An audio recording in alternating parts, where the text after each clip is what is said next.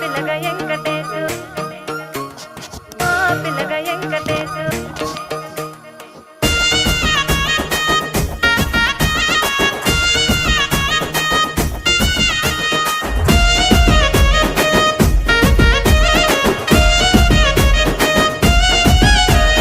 సిద్ధిరాల మనసు నాది చిన్నగా పోతుంటావో చూడక పోతుంటావో ఇంట్లో చిన్నదాన్ని నేను సిద్ధిరాల